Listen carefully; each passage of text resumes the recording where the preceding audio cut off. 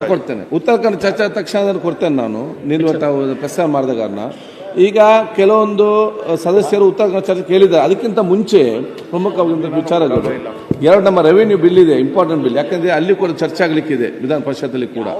ಅದನ್ನು ಅಧ್ಯಕ್ಷರೇ, ನಾನು ಸರ್ಕಾರದ ಪರವಾಗಿ ತಮ್ಮಲ್ಲಿ ವಿರೋಧ ಪಕ್ಷ ಮತ್ತು ಆಡಳಿತ ಪಕ್ಷ ಎಲ್ಲಾ ಸದಸ್ಯರಲ್ಲಿ ಮನವಿ ಇಷ್ಟೇ.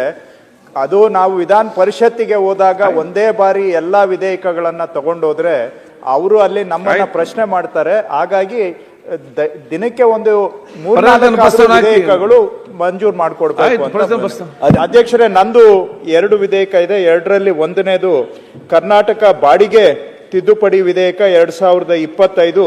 ಇದನ್ನ ಪರ್ಯಾಲೋಚನೆಗೆ ಕೈಗೆತ್ತಿಕೊಳ್ಳಬೇಕೆಂದು ಸಭೆಯನ್ನ ತಮ್ಮ ಮುಖಾಂತರ ಕೋರುತ್ತಿದ್ದೇನೆ.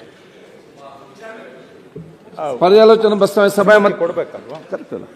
ಮಾನ್ಯ ಅಧ್ಯಕ್ಷರೇ, ಪರ್ಯಾಲೋಚನಾ ಪ್ರಸ್ತಾವನೆ ಸಭೆ ಮತಕ್ಕೆ ಹಾಕುತ್ತೇನೆ. ಮಾನ್ಯ ಅಧ್ಯಕ್ಷರೇ,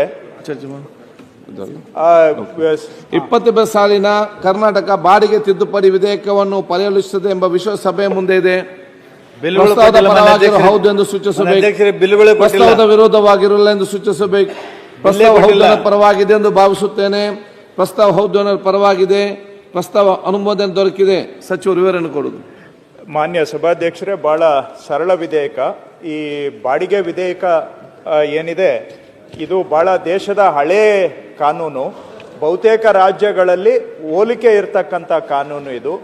ಹಿಂದೆ ಕೇಂದ್ರ ಸರ್ಕಾರ ಮಾದರಿ ವಿಧೇಯಕವನ್ನ ಮಾಡಿ ಆವತ್ತು ಎಲ್ಲ ರಾಜ್ಯಗಳಲ್ಲೂ ಕೂಡ ಇದನ್ನು ಅಳವಡಿಸ್ಕೊಂಡಿದ್ದೇವೆ.